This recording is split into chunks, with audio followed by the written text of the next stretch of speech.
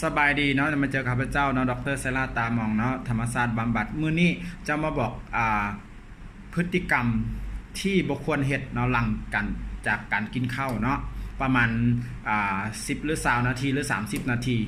นะก็คือเฮาบ่ควรเฮ็ดอีหยังแด่เนาะมันเป็นเรื่องสำคัญซึ่งหลายคนบ่เข้าใจเลยเนาะมื้อนี้จะมาบอกมาเป็นข้อมูลให้กับหลายๆคนที่รักสุขภาพเนาะพฤติกรรม10พฤติกรรมนี้คือห้ามเฮ็ดเนาะหลังจากกินข้าวอิ่มนะข้อแรกในขณะที่กินข้าวหรือหลังกินข้าวเนี่ยห้ามกินน้ำเย็น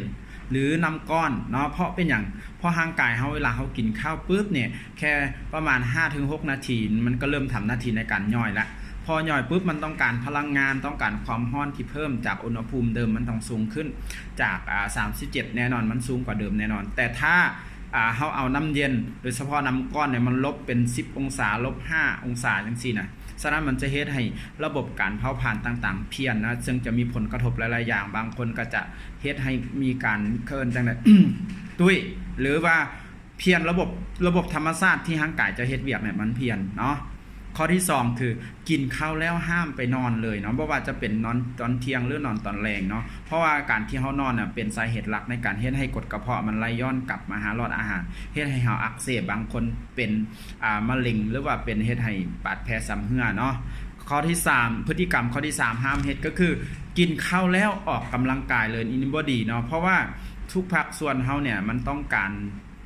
เวลามีอาหารเนี่ยสารอาหารจะไปส่งภาคส่วนอื่นหรือว่าเลือดที่มันจะดันไปภาคส่วนอื่นมันจะน้อยกว่าฉะนั้นมันจะมาหาที่กระเพาะค่อนข้างหลายแต่ถ้าเฮาออกกำลังกายมันจะเฮ็ดให้ผลการย่อยหรืออีหยังการทำงานของกระเพาะเฮานี่ผิดปกติมีโอกาสจุกเสียบแล้วก็เฮ็ดให้เฮาเนี่ยแน่นบางเทื่อเนี่ยกายอาจจะเป็นเสียบพันเลยอาจจะไปห้องหมอเลยก็ได้เนาะอันนี้คือห้ามเฮ็ดเนาะพฤติกรรมข้อที่4ก็คือกินข้าวปุ๊บบ่ฮอด1นาทีแล้วขับรถอันนี้ก็บ่ได้เพราะว่าการขับรถมันใช้ประสาทใช้ความส่วนประสาทส่วนกลางของเฮาเพื่อควบคุมร่างกายเฮาแต่บังเอิญร่างกายเฮาพักส่วนอื่นแล้วก็สมองเฮาจะรับสารอาหารน้อยฉะนั้นจะเฮ็ดให้เฮาง่วงแล้วก็มีโอกาสเป็นอุบัติเหตุเนาะแล้วก็ที่สำคัญคืออันนี้คือให้เฮาหลับนั่นเองเนาะอันนี้พฤติกรรมข้อที่5ห้ามเฮ็ดเลยก็คือกินข้าวแล้วออกไปเฮ็ดเวียกเลยเนี่ยอันนี้คือบ่ได้คือกัน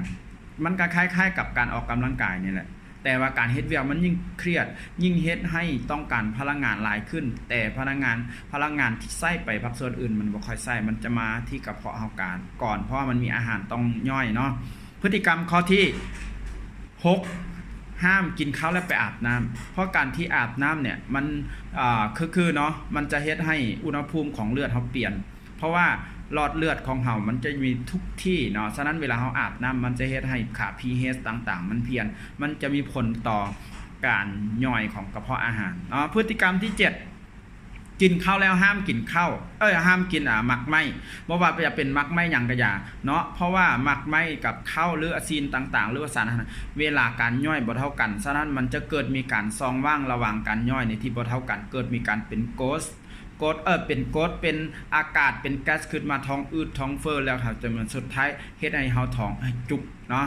แล้วก็มีอาการแบบแน่นหน้าอกนะนี่คือบ่เฮ็ดเนาะเท้าเฮ็ดไปร้อนๆตลอดมันจะมีผลต่อพยาธิกระเพาะเนาะวันนี้